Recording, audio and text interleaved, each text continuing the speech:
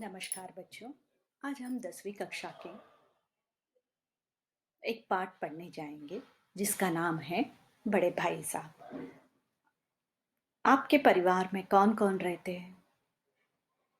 बड़े भाई, बड़े बहन, दादा दादी, सब छोटे बड़े, माँ पिताजी, सब मिलकर रहते हैं। तो आज हम एक पूर्व ज्ञान के प्रश्न पूछूंगी। से बताइए आप लोग, आपके कितने भाई बहन हैं? आप अपने बड़े भाई या बहन के साथ कैसा बर्ताव करते हैं? क्या आपके विचार अपने भाई बहन से मिलते हैं? इस पाठ के लेखक हैं प्रेमचंद जी। प्रेमचंद जी तो हिंदी साहित्य के इतिहास में इनका नाम बहुत ही प्रसिद्ध है। तो आज हम जानेंगे लेखक प्रेमचंद जी की जीवन। लेखक प्रेमचंद जी जन्म 13 जुलाई 1880 बनारस लम्ही गांव में, मृत्यु 8 अक्टूबर 1936 में हुई थी। प्रेमचंद जी का जन्म वाराणसी के निकट लम्ही गांव में हुआ था। उनकी माता का नाम आनंदी देवी था तथा पिता मुंशी अजायब राय लम्ही में डाक मुंशी थे। उनकी शिक्षा का आरंभ उर्दू फारसी से हुआ और जीवन यापन का अध्यापन से पढ़ने का शौक उन्हें बचपन से ही लग गया। पास करने के बाद शिक्षा विभाग के इंस्पेक्टर पद पर नियुक्त हुए। रचनाएं प्रेमचंद जी के प्रसिद्ध उपन्यास सेवा सदन, निर्मला, रंगभूमि, कर्मभूमि, गबन, गोदान आदि है। उनकी कहानियों का विशाल संग्रह 8 भागों में मानस सरोवर नाम से प्रकाशित है, जिसमें लगभग 300 कहानियां संकलित है। करबला, संग्राम और प्रेम की वेदी उनके नाटक है। तो देखिए लेखक, तो आज हमें बड़े भाई साहब के बारे में लेखक प्रेमचंद जी इस पाठ में हमें बता रहे हैं। शुरू होता यहाँ पाठ। तो शीर्षक ही देखिए किस प्रकार का है। बड़े भाई साहब, अभी तुम छोटे हो, इसलिए इस काम में हाथ मत डालो, अर्थात यह काम मत करो। हम हमारे घर में जो भी बड़े रहते हैं, अगर छोटों को कुछ काम करने जा रहे हैं तब उन्हें मना कर देते हैं, तुम छोटे हो अभी कुछ नहीं करना, तुम करो मत, ऐसा कहकर कहते हैं। ऐसा सुनते ही बच्चों के मन में आता है कि काश हम बड़े होते। हर एक के मन में आता है, छोटे से बच्चे, कि मैं भी काश बड़ा होता तो कोई हमें इस तरह नहीं टोकता। लेकिन आप ये मत सोच लेना कि बड़े होने से आपको कुछ भी करने का अधिकार मिल जाता है। घर के बड़े को कई बार वो काम करने से भी पीछे हटना पड़ता है जो उसकी उम्र के दूसरे लड़के बिना सोचे समझे करते हैं, क्योंकि वो अपने घर में बड़े नहीं होते। प्रस्तुत पाठ में भी एक बड़े भाई साहब है जो छोटे की ही, परंतु उनसे छोटा भी एक भाई है। वे उससे कुछ ही साल बड़े हैं, परंतु उनसे बड़ी बड़ी आशाएं की जाती है। बड़े होने के कारण वे खुद भी यही चाहते हैं कि वे जो भी करे छोटे भाई के लिए प्रेरणादायक हो। घर में एक बड़े भाई साहब है और छोटे भाई है, और वो जो भी करे मेरे छोटे भाई को प्रेरणादायक बने, इस प्रकार जानकर वो हर काम करते रहते थे। इस आदर्श स्थिति को बनाए रखने के कारण, यानी कि मैं जैसा करूंगा छोटे भाई वैसे ही प्रेरणादायक बने या देखकर सीखे, ऐसी आदर्श स्थिति को बनाए रखने के कारण ही बड़े भाई साहब का बचपन अदृष्ट अर्थात नष्ट हो गया। यानी कि वो कुछ खेल नहीं पा रहे थे, कर नहीं पा रहे थे, क्योंकि प्रेरणादायक छोटे भाई को मैं बनना, ऐसे उनकी सोच से उनका जो आदर्श स्थिति बनाए रखे थे वो बचपना उनका अदृश्य अर्थात नष्ट हो गया।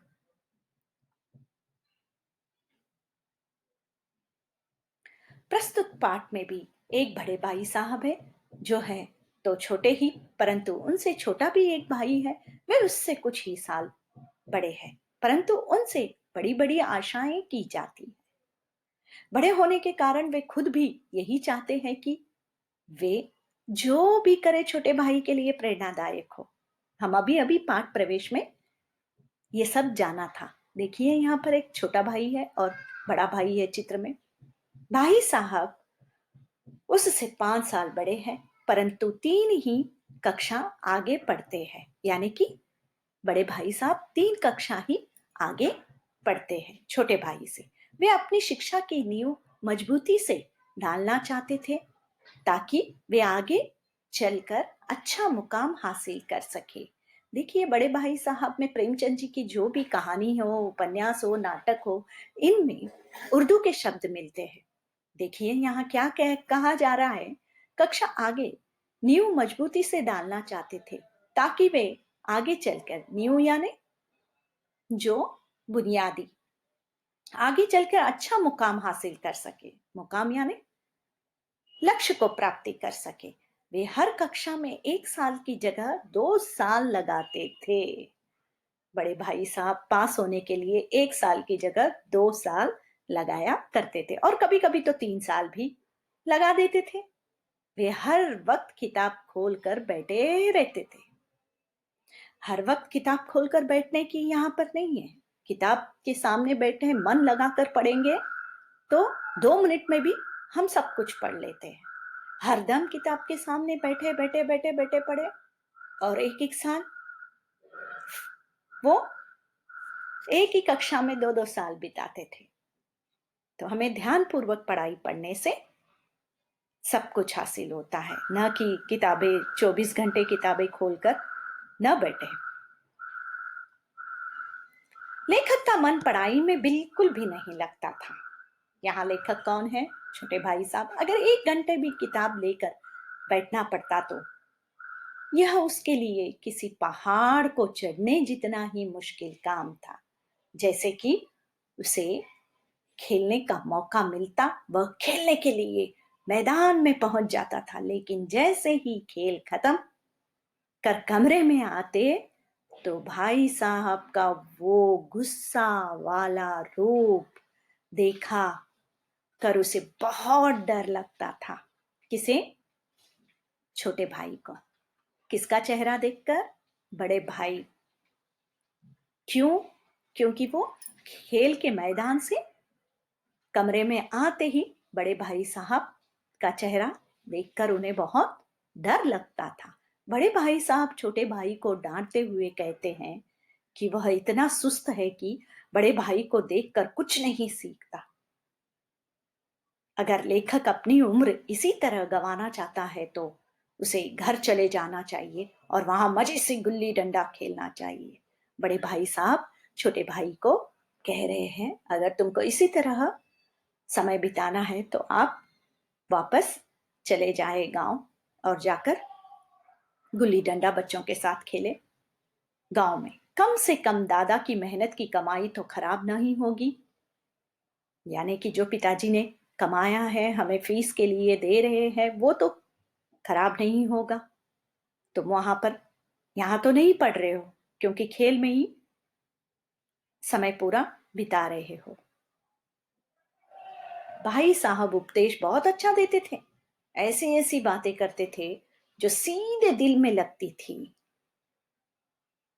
भाई साहब बहुत अच्छा उपदेश देते थे और बात ऐसे ऐसे करते थे बड़े भाई, और वो सीधा दिल पर चोट खा जाती थी। लेकिन भाई साहब की डांट फटकार का असर 1 2 घंटे तक ही रहता था, और वह इरादा कर कर मैंने सीधे पढ़ने के लिए आगे से मन कर खूब बैठ जाता और पढ़ाई करने लगता, क्योंकि बड़े भाई साहब ने आज डांटा था। लगाकर पढ़ाई करेगा यह सोचकर जल्दी जल्दी एक समय सारणी यानी टाइम टेबल बना लेते देता, परंतु समय सारणी बनाना अलग बात होती है और उसका पालन करना अलग बात होती है। हम भी बहुत कुछ बना लेते हैं। नहीं, आज मैं गणित पढ़ूंगा, नहीं आज मैं विज्ञान पढ़ूंगा, आज मैं सामाजिक पढ़ूंगा, आज मैं अंग्रेजी पढ़ूंगा, आज मैं हिंदी पढ़ूंगा। इस तरह से हम समय सारणी बना लेते हैं, लेकिन उसका पालन करना हमसे नहीं होता। एक दिन करते हैं, 2 दिन करते हैं, क्योंकि दिल बहुत ही मजबूत कर कर उसका पालन करेंगे तो वो समय सारणी जितनी भी बनी है वो सही बन जाती और हम अनुशासन में बंधे रहते। अलग बात होती है, वार्षिक परीक्षा हुई, भाई साहब फेल हो गए और लेखक पास हो गए। देखते देखते देखिए एक एक वर्ष बीत गया और उस एक वर्ष के बाद भाई साहब फेल हो गए और मैं पास हो गया। लेखक अपनी कक्षा में प्रथम आया। अब लेखक और भाई साहब के बीच केवल 2 साल का ही अंतर रह गया था। अब सिर्फ 2 साल का अंतर बचा था कक्षा में। इस बात से उसे अपने ऊपर घमंड हो गया था और उसके अंदर आत्मसम्मान भी बढ़ गया था। बड़े भाई साहब लेखक को कहते हैं कि वे ये मत सोचो कि वे फेल हो गए हैं। जब वह उनकी कक्षा में आएगा तब उसे पता चलेगा। पास होने के बाद भी बड़े भाई साहब कहते थे कि मैं 2 वर्ष आगे हूं, तो आप 2 वर्ष में फिर ये कक्षा में आओगे, तब आपको पता चलेगा कि पढ़ाई किस तरह की होती है।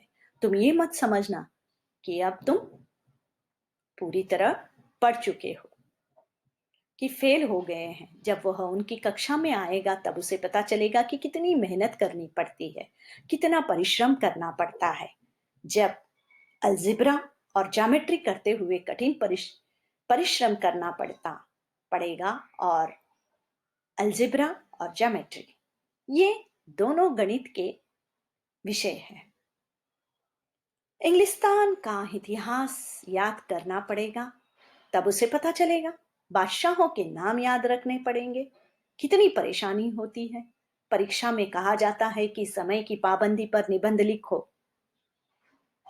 प्रश्न पत्र में दिया जाता है कि समय की पाबंदी पर एक निबंध लिखिए, जो 4 पन्ने से कम नहीं होना चाहिए। क्या क्या बता रहे हैं बड़े भाई साहब, देखिए छोटे भाई साहब को। अब आप अपनी कॉपी सामने रखकर, अपनी कलम हाथ में लेकर सोच सोच कर पागल होते रहो। लेखक सोच रहा था कि अगर पास होने पर इतनी बेइज्जती हो रही है, तो अगर वह फेल हो गया होता तो पता नहीं भाई साहब क्या करते। देखिए, मैं पास हो गया तो भी बड़े भाई साहब मुझे इतनी सारी पूरा राम कहानी सुना रहे हैं। अगर मैं फेल हो जाता तो आज मेरी परिस्थिति क्या होती। वो मन ही मन लेखक सोच रहे हैं। शायद उसके प्राण ही ले लेते, लेकिन इतनी बेइज्जती होने के बाद भी पुस्तकों के प्रति उसकी कोई रुचि नहीं हुई। यहाँ दोनों भाइयों में, यहाँ बड़े भाई छोटे भाई को कौन कौन से विषय पे बता रहे थे। अगली कक्षा में आओगे तो तुम्हें कैसे पढ़ना पड़ेगा। यहाँ पर अलजेब्रा और ज्योमेट्री के विषय कठिन होते हैं। और किन बादशाहों के नाम किस विषय में याद रखने पड़ती है, कह रहे थे सामाजिक जब पढ़ते हैं हम विषय, तो उसमें बादशाहों के नाम।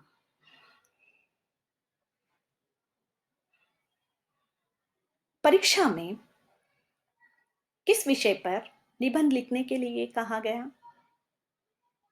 यहाँ पर समय की पाबंदी पर निबंध लिखने के लिए परीक्षा में कहा गया था। लेखक मन ही मन क्या सोच रहे थे। लेखक मन ही मन यह सोच रहे थे कि अगर मैं फेल हो जाता तो आज मेरी परिस्थिति क्या बन जाती। खेल कूद का जो भी अवसर मिलता वह हाथ से नहीं जाने देते थे। जैसे ही समय मिला खेल कूद का तो शुरू कर देते खेलना। पढ़ता भी था लेकिन बहुत कम। बस इतना पढ़ता था कि कक्षा में बेइज्जती ना हो। अगर कोई अध्यापक मुझसे प्रश्न पूछे तो मैं उसका उत्तर देने लायक हो, ऐसे मैं पढ़ लिया करता था। फिर से सालाना परीक्षा हुई, सालाना यानी वार्षिक परीक्षा हुई, और कुछ ऐसा इत्तेफाक हुआ, इत्तेफाक यानी ऐसी फिर से घटना हुई कि लेखक फिर से पास हो गया और भाई साहब इस बार फिर फेल हो गए। जब परीक्षा का परिणाम सुनाया गया तो भाई साहब रोने लगे और लेखक भी रोने लगे। जैसे ही परीक्षा का परिणाम आया तो दोनों भाई रोने लगे। अब भाई साहब का स्वभाव कुछ नरम हो गया था। पिछले साल उन्होंने छोटे भाई को बहुत नसीहत दी थी, बहुत कुछ सीख दिया था। पास होने पर कहा था कि मेरी कक्षा में आ जाओ और देखो किस तरह की कठिनाइयां और मुसीबतों का सामना करना पड़ता। पर इस बार वो बहुत नरम पड़ चुके थे। कई बार लेखक को डांटने का अवसर होने पर भी वे लेखक को नहीं डांटते थे। इतनी बार डांटने का मौका मिलता था फिर भी छोटे भाई को नहीं डांटा करते थे। शायद उन्हें खुद ही लग रहा था कि अब उनके पास लेखक को डांटने का अधिकार नहीं है, और अगर है भी तो बहुत कम है मेरे पास। अब लेखक की स्वतंत्रता और भी बढ़ गई थी। वह भाई साहब की सहनशीलता का गलत उपयोग कर रहा था। अब तो बड़े भाई साहब कुछ नहीं कह रहे थे तो लेखक और हिम्मत बढ़ गई और बार बार खेलने के लिए चले जाया। उसके अंदर एक ऐसी धारणा ने जन्म ले लिया था कि वह चाहे पढ़े या ना पढ़े वह तो पास ही हो जाएगा। देखिए कैसी धारणा धारण कर ली ये छोटे भाई ने कि अब बड़ा भाई तो कुछ बोल नहीं रहे हैं, तो अब मैं पढ़ा या ना पढ़ा मैं तो कैसे भी पास हो रहा हूं, क्योंकि 2 साल से वो पास होते आया है और बड़े भाई साहब फेल हुए हैं। तो उसके मन में यह धारणा बैठ चुकी थी कि वो पढ़ूं या न पढ़ूं तो भी मैं पास हो जाऊंगा। पेपर में जितना लिख रहा हूं वैसा उतने मार्क्स आ जाएंगे मुझे और मैं पास हो जाऊंगा।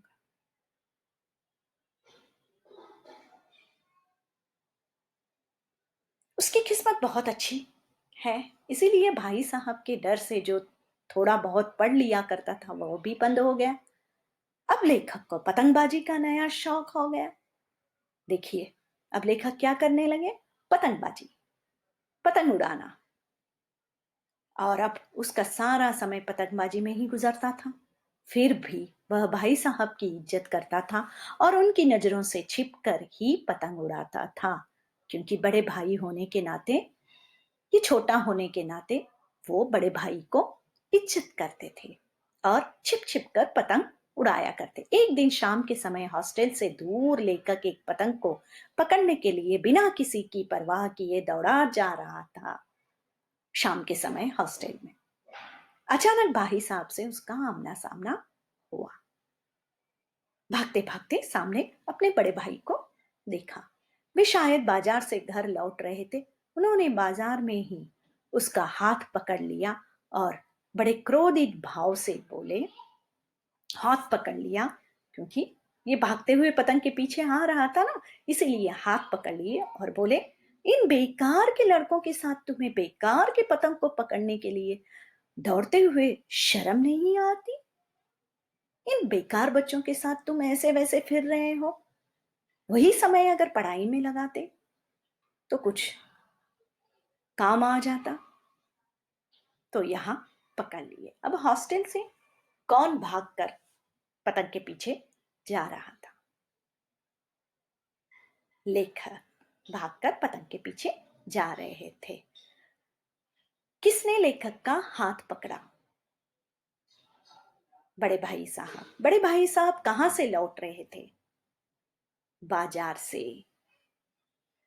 लेखक को नया शौक क्या उत्पन्न हुआ?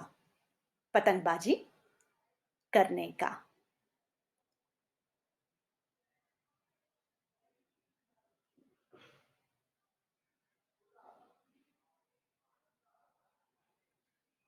तुम्हें इसका भी कोई फर्क नहीं पड़ता कि अब तुम छोटी कक्षा में नहीं हो, बल्कि अब तुम 8वीं कक्षा में हो गए हो और मुझसे सिर्फ एक कक्षा पीछे पढ़ते हो। आखिर आदमी को थोड़ा तो अपनी पदवी के बारे में सोचना चाहिए। समझ किताबें पढ़ लेने से नहीं आती, बल्कि दुनिया देखने से आती है। देखिए यहाँ सीख की बातें बड़े भाई साहब बहुत अच्छी तरह दे रहे हैं। ध्यानपूर्वक सुनिए। समझ किताबें पढ़ लेने से नहीं आती, बल्कि दुनिया देखने से आती है। बड़े भाई साहब लेखक को कहते हैं कि यह घमंड जो अपने दिल में पाल रखा है कि बिना पढ़े भी पास हो सकते हो, और उन्हें लेखक को डांटते और समझने का कोई अधिकार नहीं रहा, इसे निकाल डालो। अब भाई साहब के रहते लेखक कभी गलत रास्ते पर नहीं जा सकता। बड़े भाई साहब लेखक से कहते हैं कि अगर लेखक नहीं मानेगा तो भाई साहब थप्पड़ का प्रयोग भी कर सकते हैं, और उसको उनकी बात अच्छी नहीं लग रही होगी। बहुत सारी बातें समझा रहे हैं, देखिए। डांटने से भी आपको समझ नहीं आया तो मैं थप्पड़ भी मार सकता हूं। लेखक भाई साहब की इस समझाने की नई योजना के कारण उनके सामने सर झुकाकर खड़ा था। क्योंकि गलती लेखक की थी, तो भाई साहब बहुत कुछ सुना रहे थे, तो लेखक कुछ नहीं बोलकर अपनी सर ऐसे झुकाकर खामोशी से ठहरे हुए थे। आज ले आज लेखक को सचमुच अपने छोटे होने का एहसास हो रहा था, न केवल उम्र से बल्कि मन से भी। और भाई साहब के लिए उसके मन में इज्जत और भी बढ़ गई। लेखक ने उनके प्रश्नों का उत्तर न देखकर आंखों से दिया कि भाई साहब को कुछ कह रहे हैं वो बिल्कुल सही है, और उनके ये सब कहने का अधिकार भी है। भाई साहब ने लेखक को गले लगा दिया और कहा कि वे लेखक को पतंग उड़ाने से मना नहीं करते। पतंग को कनकव्वे भी कहते हैं, पतंग उड़ाने को, कि वे पतंग उड़ाए, लेकिन अगर वे ही सही रास्ते पे भटक जाएंगे तो लेखक की रक्षा कैसे करेंगे। बड़ा भाई होने के नाते यह भी तो उनका ही कर्तव्य है। इत्तेफाक से उस समय एक कटी हुई पतंग लेखक के ऊपर से गुजरी। उसकी डोर कटी हुई थी और लटक रही थी। लड़कों का एक झुंड उसके पीछे पीछे दौड़ रहा था। भाई साहब लंबे तो थे ही, उन्होंने उछल कर डोर पकड़ ली और बिना सोचे समझे हॉस्टल की ओर दौड़े, और लेखक भी उनके पीछे पीछे दौड़ रहा था। अचानक से देखिए पतंग, तो बड़े भाई साहब भी पतंग पकड़ने में अपने को रोक नहीं पाए।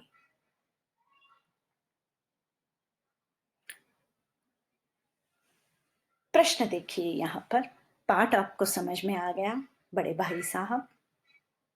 यह प्रश्न, कथानायक की रुचि किन कारणों में थी।